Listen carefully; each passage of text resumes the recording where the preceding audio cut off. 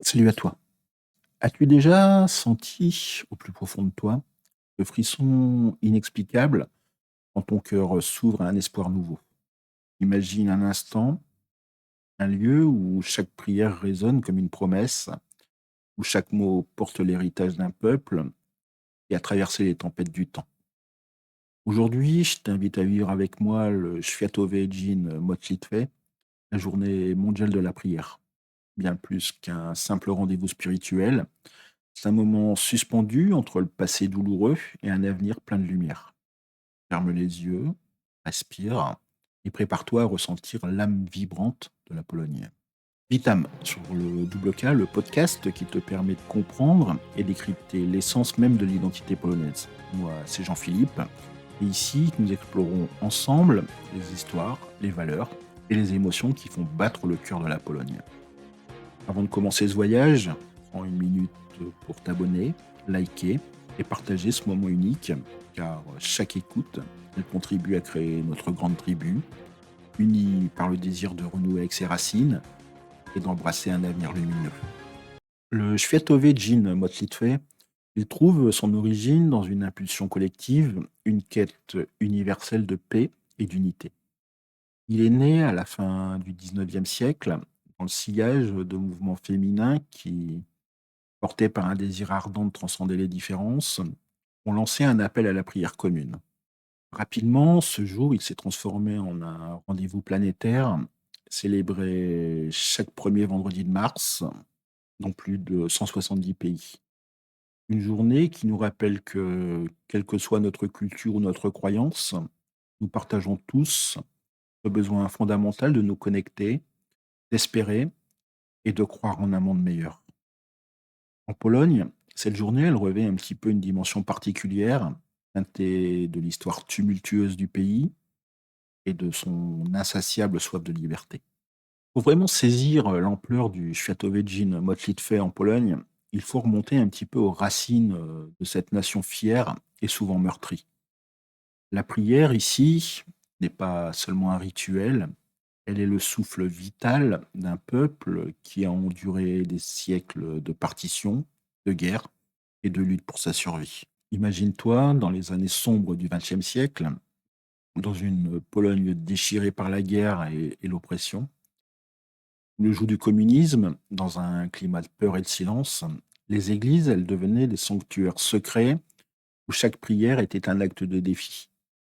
C'est dans ce contexte que le jeune Karol Wojtyła, qui deviendra plus tard le légendaire pape Jean-Paul II, a découvert le pouvoir libérateur de la foi. Avant d'atteindre les sommets de la papauté, il parcourait les villages, écoutant les récits de souffrance et d'espoir des gens simples. Il a compris que derrière chaque prière se cachait l'âme d'un peuple déterminé à ne jamais abandonner, à trouver dans le recueillement une force insoupçonnée pour affronter l'injustice. Dans les églises clandestines, souvent éclairées seulement par la lueur vacillante d'une bougie, des familles entières se rassemblaient. Là, le murmure des prières résonnait comme un écho de liberté, un cri silencieux contre l'oubli et l'oppression.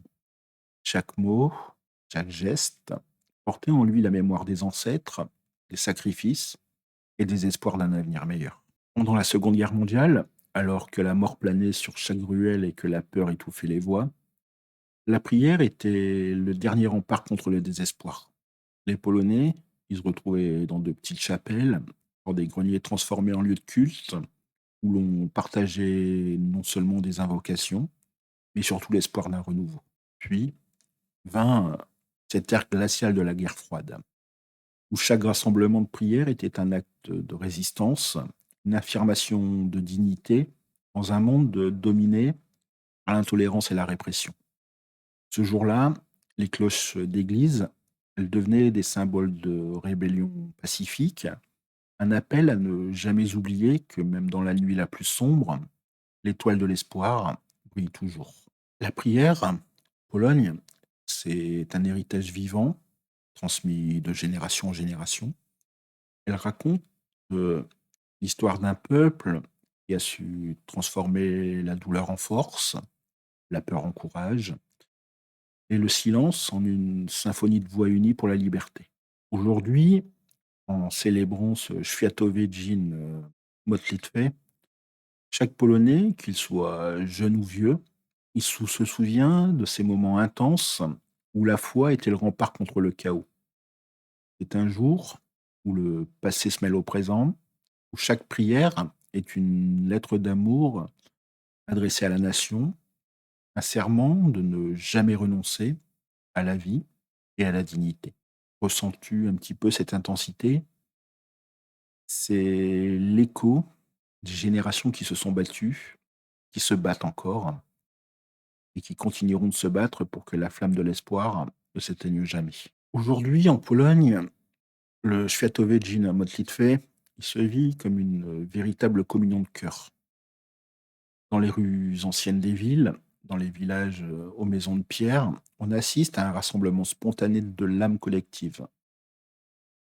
Les églises, parées de chandelles et de fleurs, accueillent des fidèles venus de tout horizon.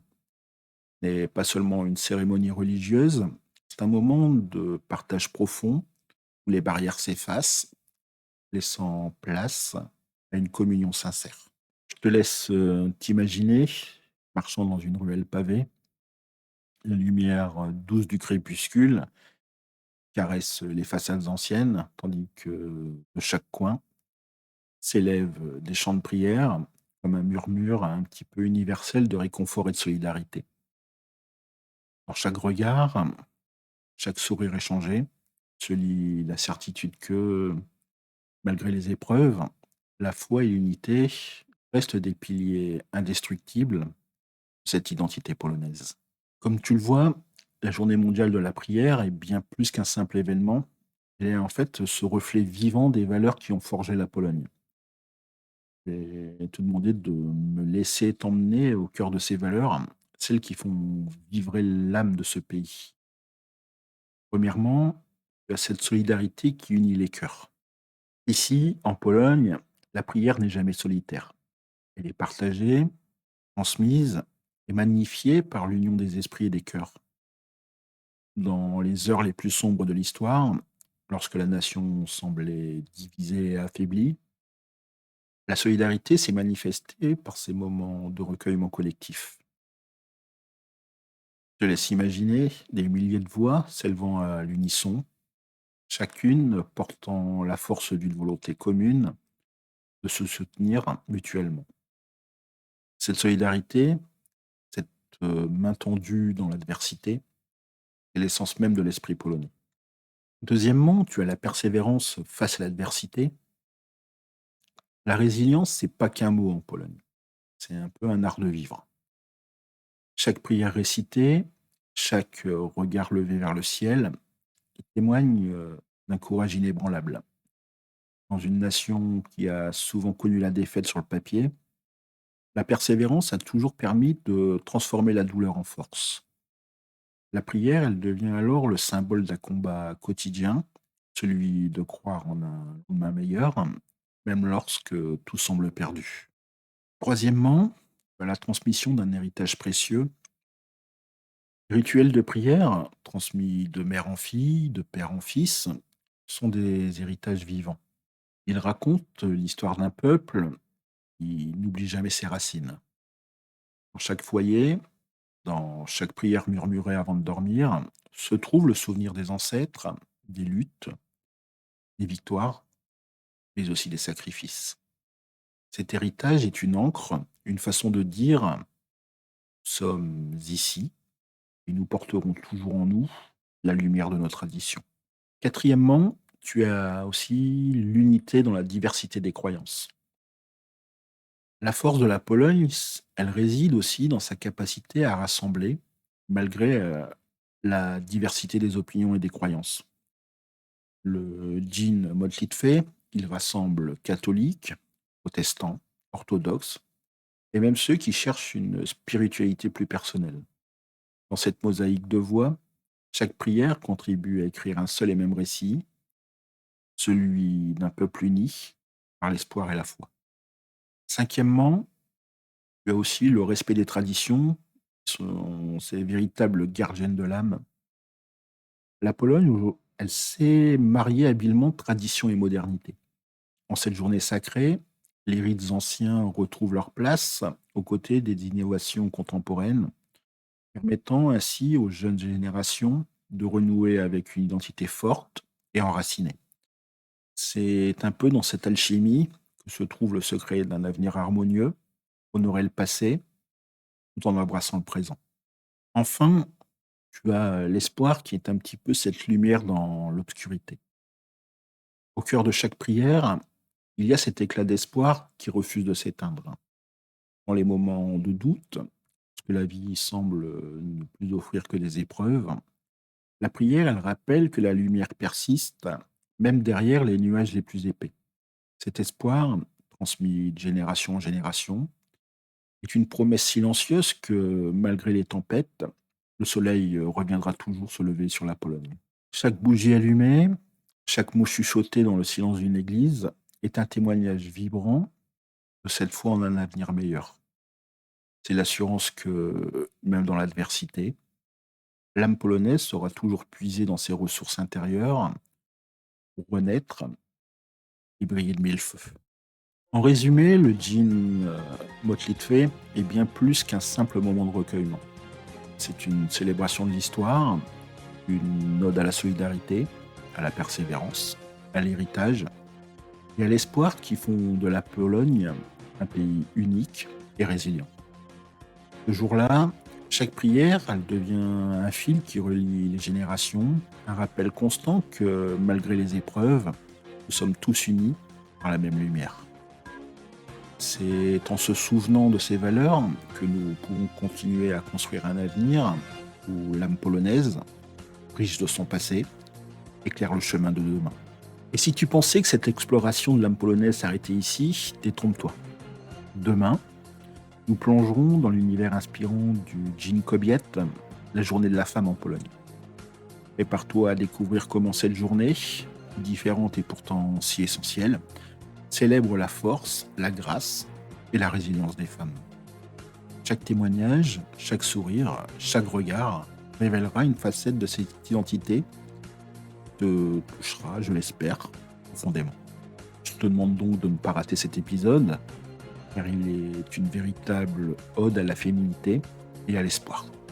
Si cet épisode t'a ému, si tu as senti vibrer en toi l'essence même de la Pologne, je t'invite à t'abonner dès maintenant, à liker et à partager ce podcast avec tous ceux qui, comme toi, cherchent à comprendre la richesse des valeurs polonaises. Tous les liens pour me soutenir se trouvent dans la description. Je te remercie d'avoir voyagé avec moi à travers ces moments de prière et d'espoir. Rappelle-toi, chaque prière, chaque mot partagé contribue à bâtir un monde plus uni et plus lumineux.